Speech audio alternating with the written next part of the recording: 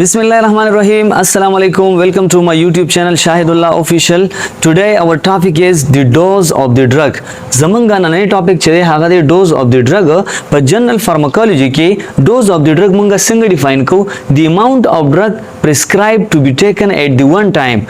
د یو دوايي دومره مقدار چې هغه یو ډاکټر پرسکرایب کی چې دا به ته په یو وخت کې دومره خوري دغه ته مونږ سو وایو ډوز اف د ډرګ چې کله مونږ ته یو ډاکټر سی وایي چې دا میډیسن دی دا ډرګ سبسټانس دی او دا به ته په یو وخت کې په دومره مقدار کې خوري دې ته مونږ وایو ډوز اف د ډرګ لایک فور ایگزامپل زویما چې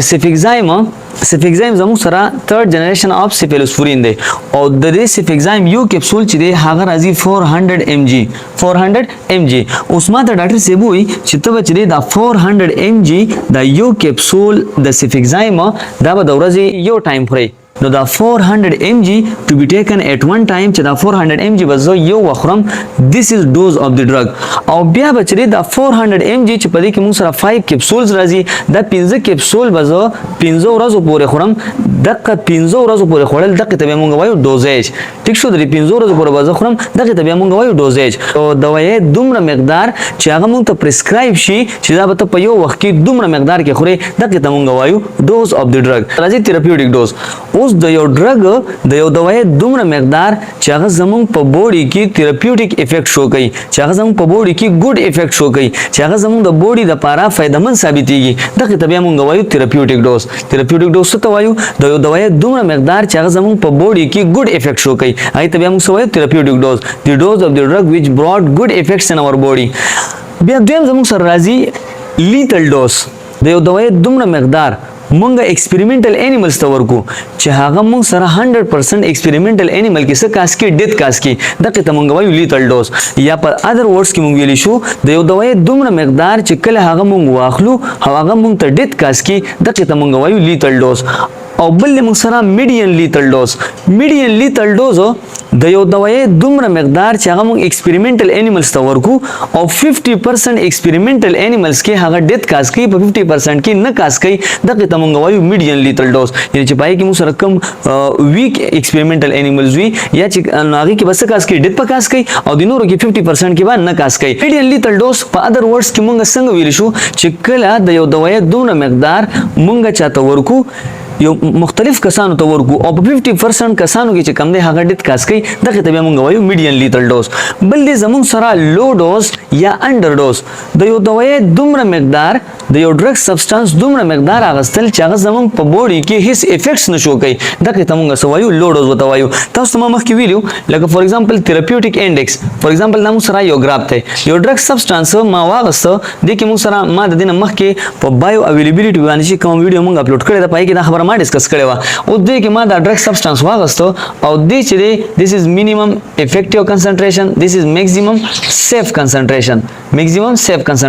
او چې ډرګ سبسټانس ما واغسته او دې چې د خپل افیکټ شروع کو او دې چې واپس زموږ د بوډي ایکسکریټ شو ته زموږ په بوډي کې هیڅ افیکټ شو نه کو نو دې ته موږ سوای دې ته موږ وایو لو ډوز اوس یو ډرګ سبسټانس ته هغه زموږ ما واغسته او دې چې په دونه وخت کې دې تر ورسېدو او واپس دې زموږ د بوډي دې کې ایکسکریټ شو د میکسیمم سیف کنسنټریشن پورې دی راغی دې ته موږ وایو تھراپیوټیک ډوز یا تھراپیوټیک کنسنټریشن او چې کله ما یو ډرګ سبسټانس واغسته او د خپل افیکټ شروع کو د میکسیمم سیف کنسنټریشن والا چې کوم بورډر دی دا د کراس کو نو دغه ته موږ سوای دې ته موږ وایو ټاکسیک ډوز وته وایو او دا ټاکسیک ډوز چې کله سیویریټی تلل شي دیٹ از کارډ لیتل ډوز چې هغه بیا زموږ سره څه کاس کوي ډیت کاس کوي نو دې ته او د دې چې دا کم موږ سره دا ایریا را دې ته موږ وایو تھراپیوټیک انډیکس یا تھراپیوټیک وینډو وته وایو کوم چې موږ سره د یو ډرګ سیفټي یا د یو ډرګ سیفټي چې کوم دی موږ سره څه کوي شو کوي نو لو ډوز موږ ته وایو د یو دوايي دومره مقدار چې هغه زموږ په بوډي کې هیڅ افیکټ شونه کی فور ایگزامپل هغه موږ سره په ګراف کې چې کوم مینیمم افیکټیو کنسنټریشن دی هغه موږ سره کراس نه کی د دغه وجه نه دي موږ وایو لو ډوز وته وایو ټاکسیک ډوز د یو دوايي دومره مقدار چې هغه زموږ سره میکسیمم سیف کنسنټریشن والا بورډر چې کوم دی یا لاین چې کوم دی هغه کراس کی او هغه موږ څه کاس کی ټاکسیسيټي راته کاس کی دغه ته موږ وایو ټاکسیک ډوز وته وایو اوس د ټول نه امپورټنت کوم ته چې موږ وایو لوډینګ ډوز یا دې ته موږ وایو انیشیل ډوز نو لوډینګ ډوز یا انیشیل ډوز موږ څه ته وایو چې کله موږ د یو دوايي دومره مقدار واخلو په انیشیل ټایم کې په فرست ټایم باندې د یو دوايي زیات مقدار اغستل د ریپډ افیکټ لپاره دغه ته موږ وایو لوډینګ ډوز وته وایو او مینټیننس ډوز چې کوم دی چې کله موږ په لوډینګ ډوز کې کم میډیسن واغسته یا ډرګ سبسټانس واغسته بیا وروسته چې کم دی د هغې ډوزیج برابر هغې ته موږ څه وایو مینټیننس ډوز ورته وایو. لکه فور ایگزامپل تاسو په دې باندې ډېر زیات ښه پوه شئ. فور ایگزامپل ما د سیفیکزایم تاسو ته ایگزامپل درکړ چې د سیفیکزایم 400 mg دا د سری دا د ډوز دی او د قشان 5 days پورې د 400 mg مینټین ساتل دا د سری ډوزیج دی دا د زموږ سره ډوزیج دی. اوس د 400 mg چې کم ډوز دی د ورځې موږ سره اوډي دی دا به چې کم دی یو کیپسول خوري او زه په فرست ډے باندې څه چلو کوم د 400 mg په ځای باندې واخلم 800 mg د سره پاره د ریپډ افیکټ د پاره د ریپډ افیکټ د پاره دیس از کالډ لوډینګ ډوز. او بیا چې دی د 400 mg چې ما کم پړم بزل باندې ډبل واغستو او بیا چې هر ورځ یو کیپسول خورل تر د 5 days پورې دغه هر ورځ هر ورځ چې کم دی یو کیپسول خورل دا یو ډوز خورل د 15 ورځو لپاره دې ته بیا مونږ وایو مینټیننس ډوز چې کوم د لوډینګ ډوز دی دا غي مونږ سره ولو مینټیننس راولو. ها د دې نه پس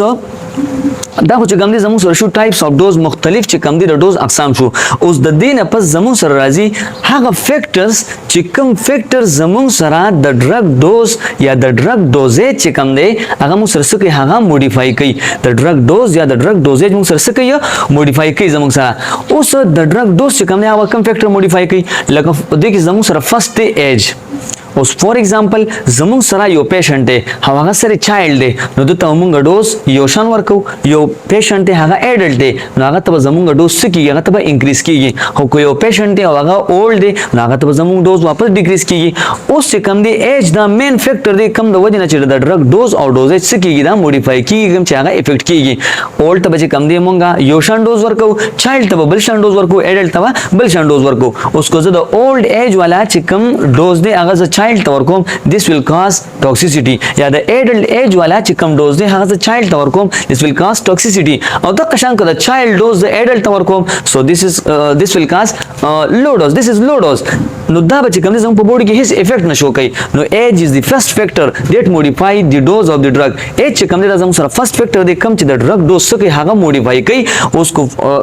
ایج د ډوز به چې کوم دی دا د ایج مطابق پته د سور کې ډوز ورکه. دویم زموږ سره راځي بوډي ویټ. اوس بوډي ویټ دا زموږ سره دویم د ټول نه امپورټنت فیکٹر دی کوم چې د ډرګ ډوز څخه هغه افیکټ کوي. لکه فور ایگزامپل زموږ سره یو کس ته هغه اوبیس دی هغه اوبیسټی دا